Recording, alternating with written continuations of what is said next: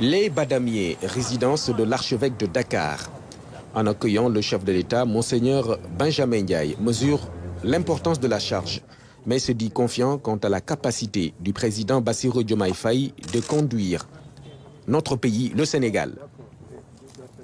Un pays attachant, un peu turbulent, vous le savez mieux que moi-même, mais qui sait reconnaître aussi en ses dirigeants ce que Dieu a choisi pour le mener plus loin.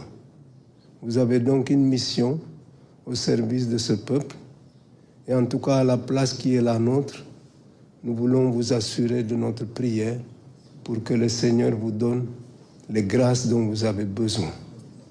Intelligence, sagesse, connaissance, persévérance. Votre parcours va montrer votre capacité d'endurance, alors que cette endurance, cette capacité à patienter, puisse aussi être pour vous comme un legs qui vous aide dans votre mission d'aujourd'hui. L'Église est là, dans sa mission particulière.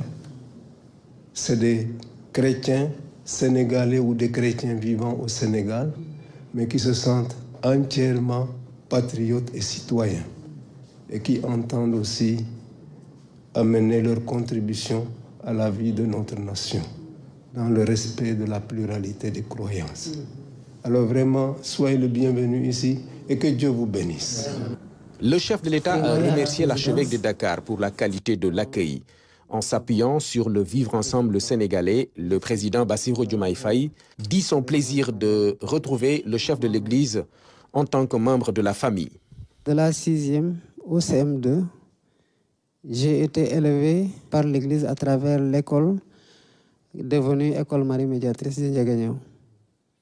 Et cela rend compte de ce formidable peuple que nous avons, qui sait effectivement reconnaître les dirigeants qui peuvent l'amener loin, mais qui sait aussi préserver les valeurs fondamentales qui sont le socle de notre vivre ensemble. Voilà pourquoi, dès mon arrivée, dans la structuration ou la restructuration de l'organisation de la présidence de la République, j'ai érigé une direction des affaires religieuses pour séparer l'assistance aux diplômés de l'enseignement arabe, qui correspond plus à de l'insertion, et c'est pour ça que j'ai enlevé assistance, j'ai mis insertion, et que j'ai mis en bureau, donc bureau pour l'insertion des diplômés de l'enseignement arabe, parce que c'est une problématique à laquelle aussi nous devons nous attaquer, pour ne pas dire que nous devons prendre en charge. J'ai laissé ça comme tel. J'ai créé un bureau des affaires religieuses qui dépasse donc le cadre des Dara pour embrasser toutes les religions. Pour moi, c'est cela l'équidistance entre les cultes que je me dois d'avoir dans un pays laïque.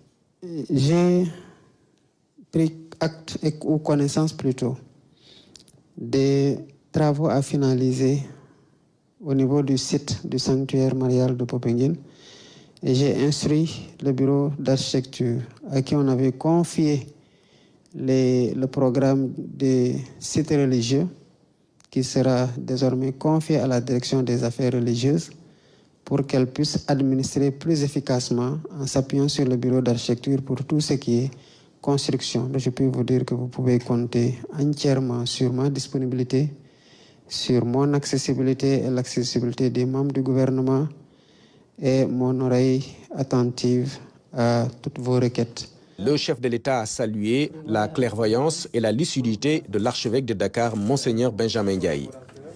Il a présenté les condoléances à l'Église suite au décès de l'abbé Alphonse Diouf, un religieux qu'il considère comme un frère, car étant élevé chez lui à Ndiaganiao par son père. Une autre illustration de l'exemplaire vivre ensemble sénégalais.